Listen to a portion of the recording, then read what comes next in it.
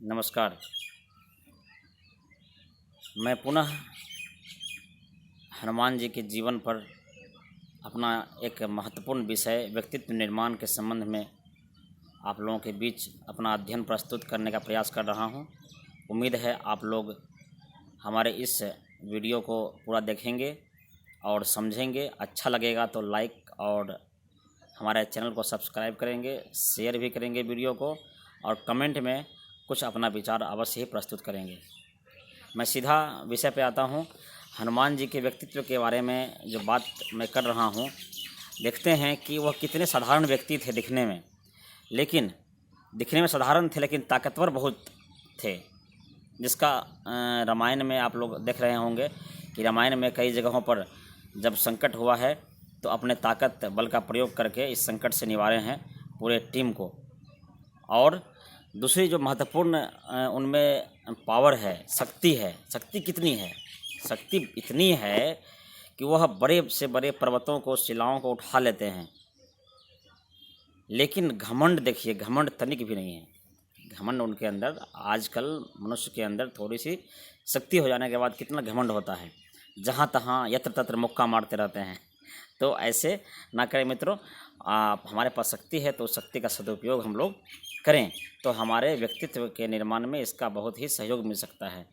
आगे हम देखते हैं कि घमंड हमें नहीं करना चाहिए किसी भी चीज़ का, चाहे शक्ति हो, बुद्धि हो, विद्या हो, किसी बातों का हमें घमंड नहीं करना चाहिए। यह जो है नाश की ओर ले जाता है और हमारे व्यक्तित्व पर इसका जो है बुरा असर पड़ता है। इसलिए मित्रों, आपसे अनुरोध है कि हनुमान जी के जीवन से हम लोग यह सीख सकते हैं कि शक्तिशाली तो हम होंगे लेकिन घमंडी कदापि नहीं।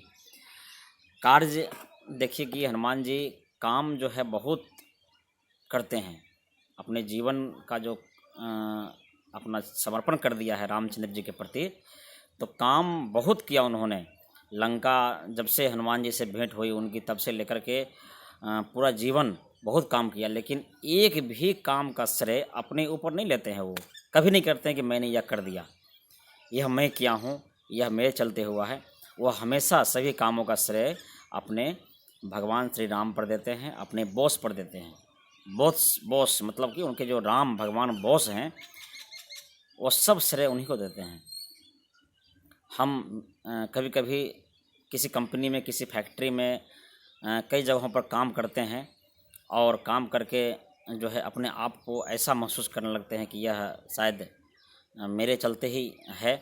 तो ऐसा अवश्य होता है, होना चाहिए, लेकिन इसका श्रेय जो है भगवान राम जिस तरीके से हनुमान जी को देते हैं उस तरीके से लेने का कोशिश करना चाहिए।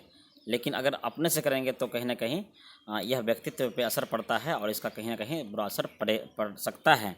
इसलिए आप जहाँ भी हैं तो काम करें और अपने से बड़ों को श्रेय दें। जो गुरुजन हैं, मित्र हैं, बंधु हैं या जो साथी हैं, उनको अगर श्रेय देंगे तो हमारा काम का जो निखार है वो और बढ़ जाता है और हमारे व्यक्तित्व में यह बहुत ही लाभदायक होता है। हमें लोगों से मित्रता कराने में यह बहुत सहयोग देता है। अब हनुमान जी के हम अगले कार्य की ओर देखते हैं तो देखते हैं कि वह जो है अपने मैनेजमेंट में बहुत पक्के थे। हम लोग आज बहुत खर्च कर देते हैं अपने लाइफ के लिए, बहुत अपने कपड़ों पर खर्च कर देते हैं, अपने जो है जीवन यापन के वस्तुओं पर खर्च कर देते हैं। अगर कोई बिजनेस करने वाले होते हैं तो कितना लागत कर लेते हैं। लेकिन देखिए हनुमान जी के जीवन से एक चीज़ सीखने की ज़रूरत है। जब वो लंका गए तो जब लंका में उनको मौका मिल गया कुछ करने का, शक्ति दिखाने का, तो देखिए कि तेल भी रावण का, कपड़ा भी रावण का, यहाँ तक कि माचिस भी रावण का। यानी कि अपना इन्वेस्ट कुछ नहीं था उनका और फ़ायदा ही फ़ायदा सिर्फ हुआ। यानी कि जीरो इन्वेस्टमेंट पर जो है अपना काम करके आए, यानी कम लागत में अधिक फ़ायदा।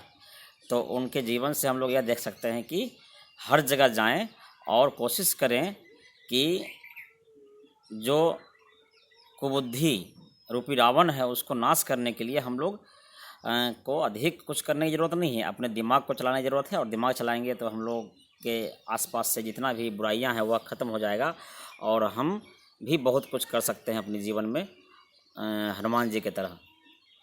तो उनका जो एक बहुत ही अच्छा रहा है कि संकट के समय कभी वो